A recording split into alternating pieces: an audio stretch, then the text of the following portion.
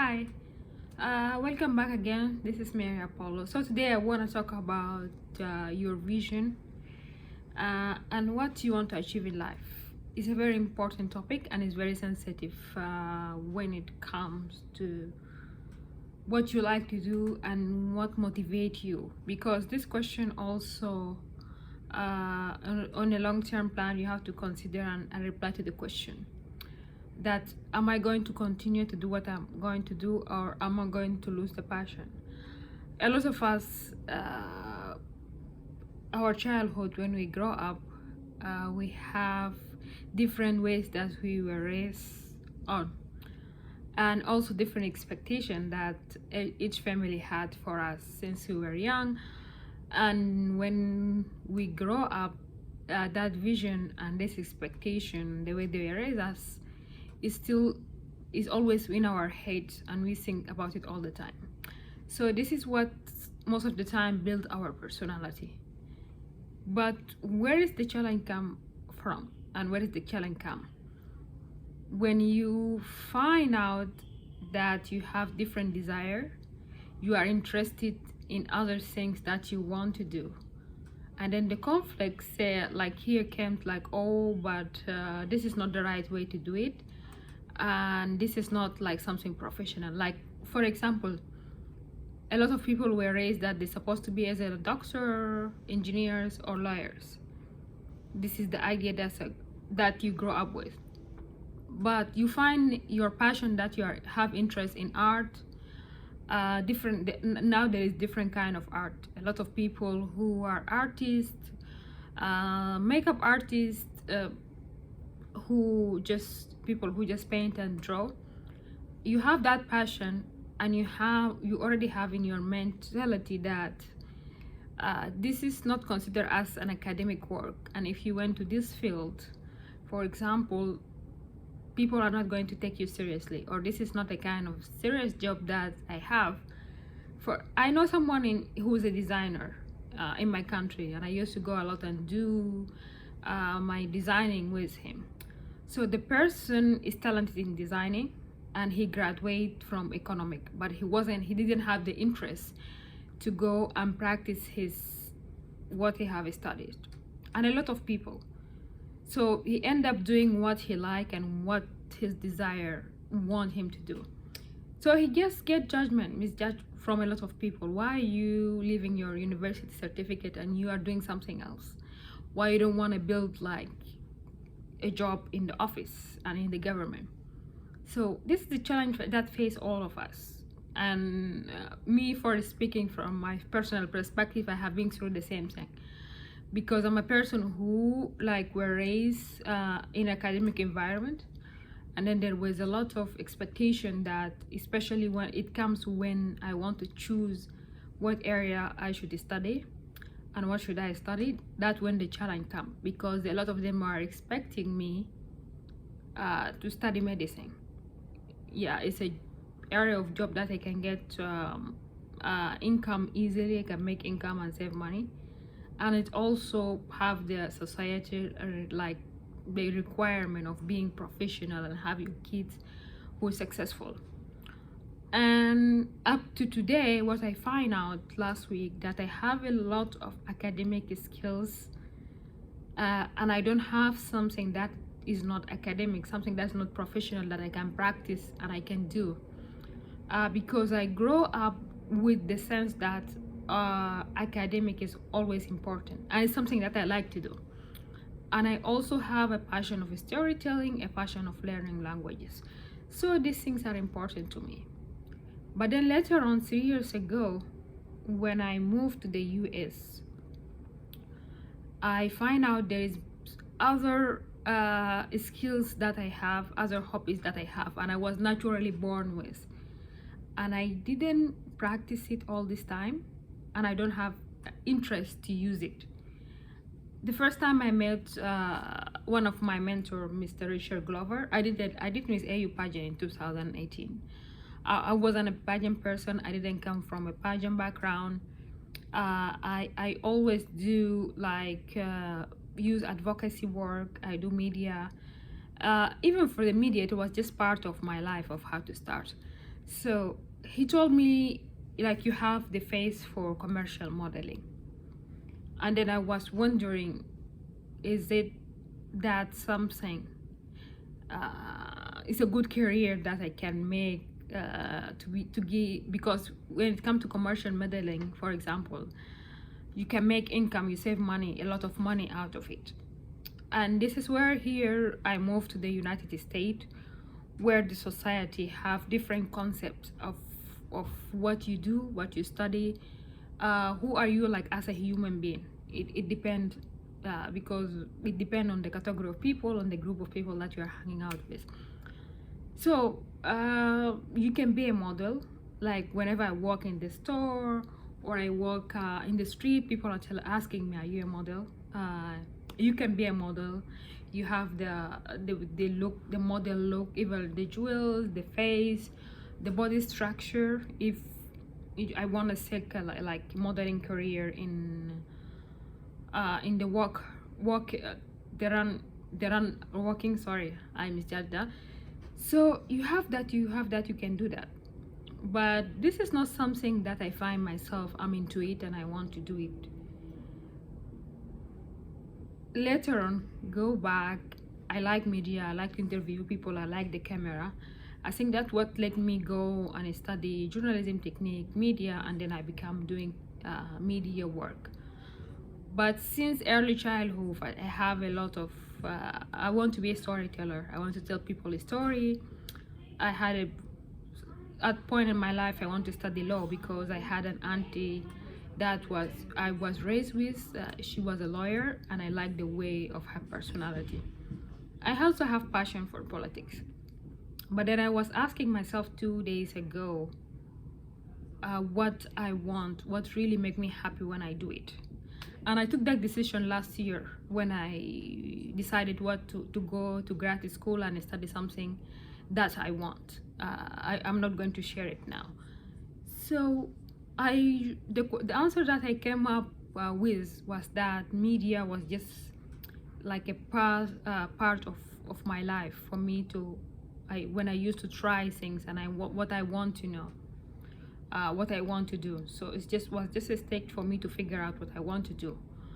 I like policy. I like designing policy. I like putting plans together, and advocacy work, and like be in public.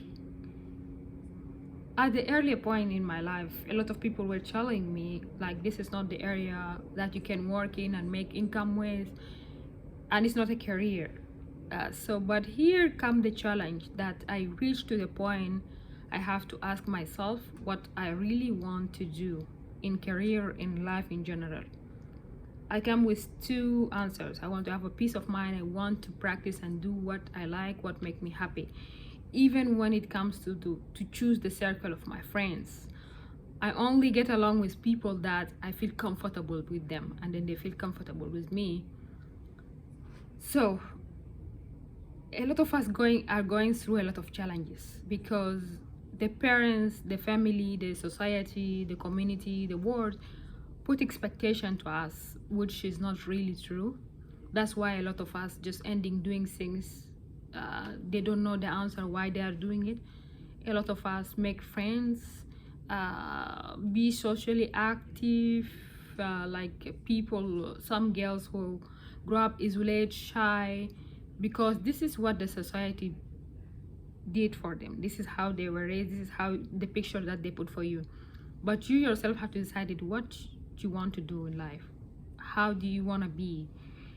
A lot of us just get married to other people because their parents or the people have expectation for them that they should get married because this person has this category that they are putting in their mind, and this is wrong.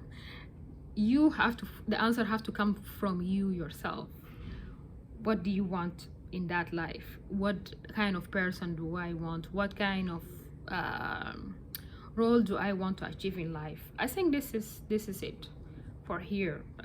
It's just it's a stage where you seek a peace of mind and try to apply what you really like, what you really want to do.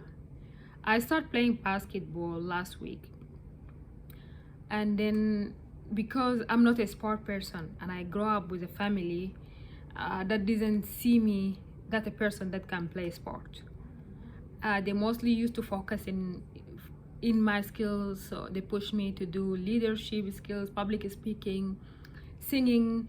At the last just last year I found out that I feel comfortable when I sing. So I started playing basketball, and I was discouraged from that from my family, because say the basketball is going to take your time from academic achievement and you're not going to end up doing it. So one day I was playing volleyball. We used the basketball with the coach, and then I break my wrist. And since that time, each time my wrist get the same problem. They say this is story when I moved to the US, a lot of people like appreciate the uniqueness of body structure that I have. And I know that I had it there, but within our society that puts just like kind of specific kind of body structure, specific kind of look for people all have to be the same. So they were asking me, are you practicing sport? I say no, at a level of your life, because you have a fit body structure. So I work as a full-time as a teacher lead.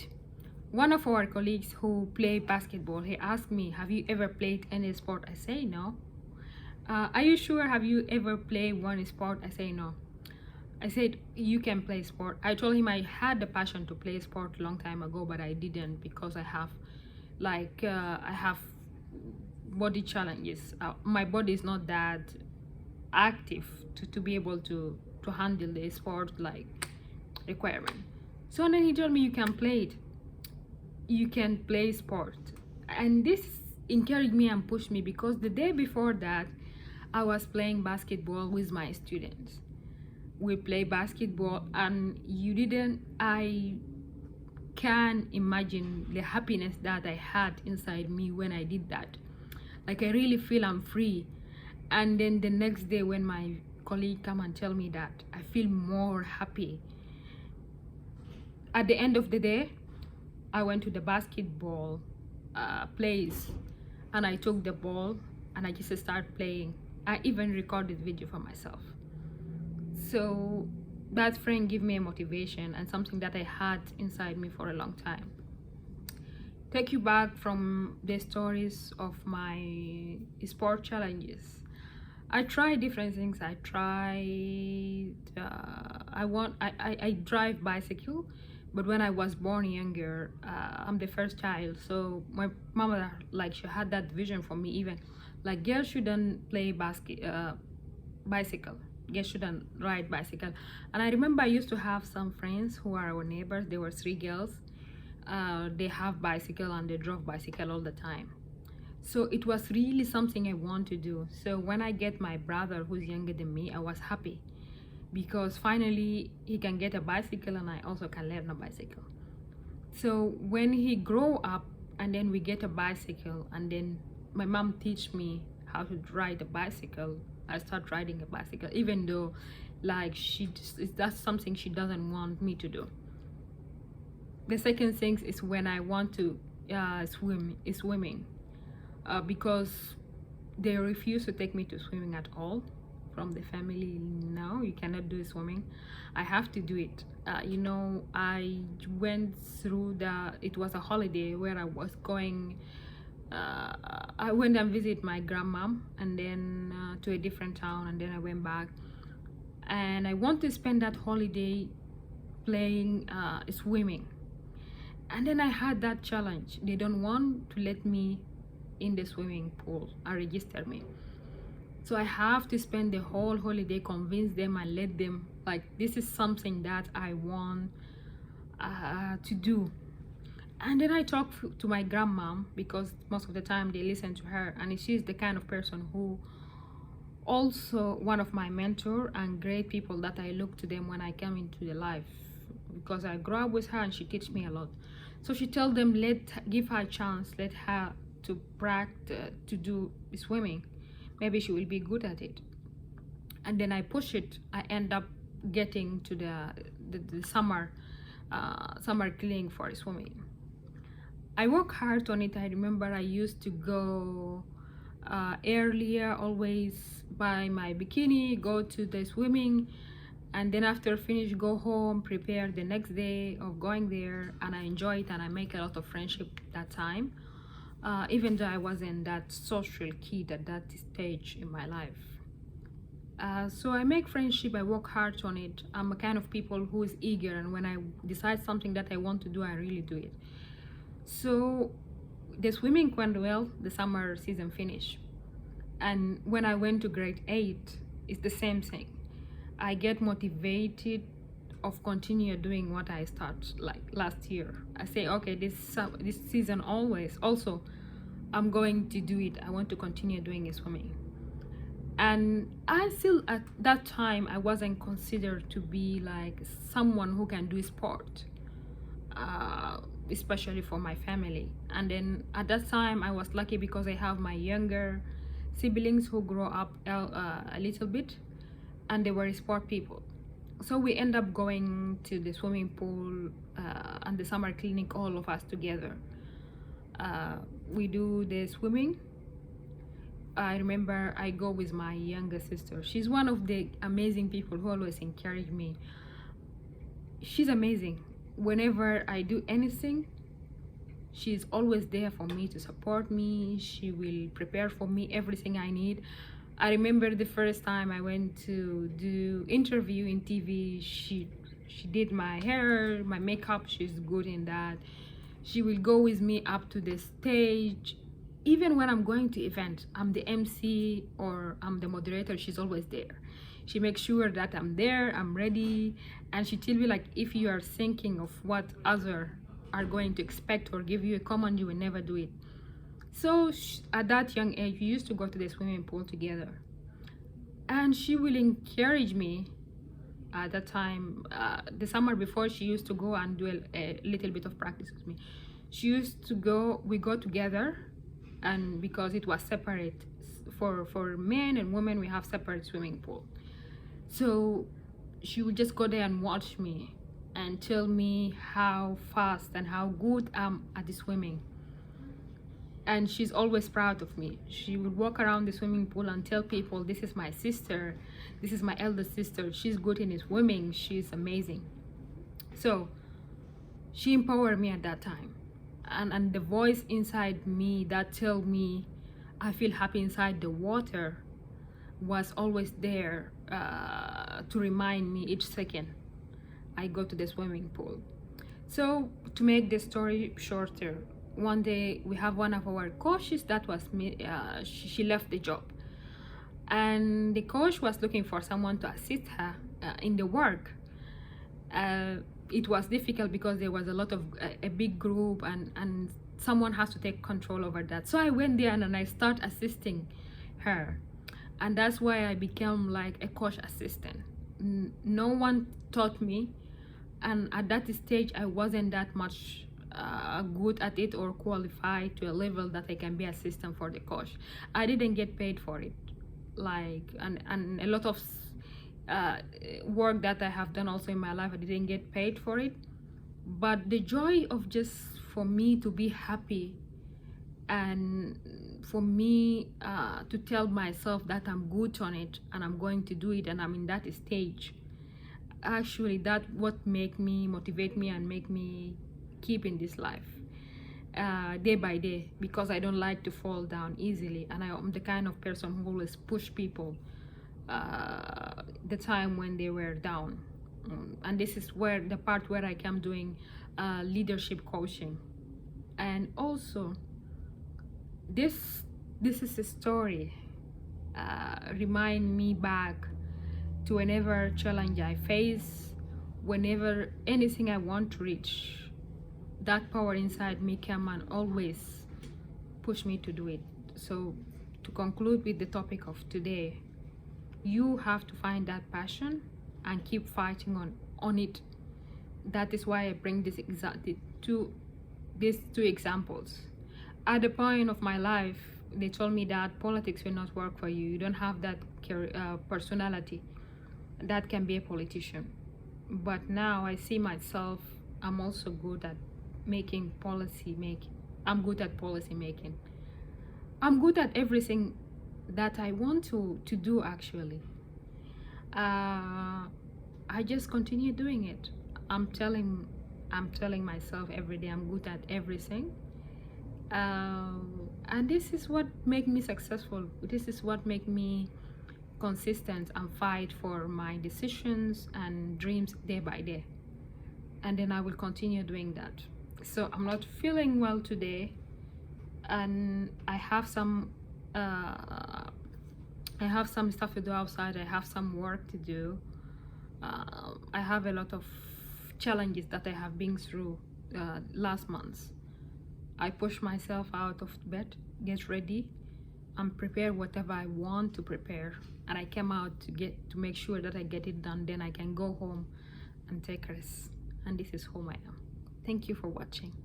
Please subscribe and wait for the next episode. Bye.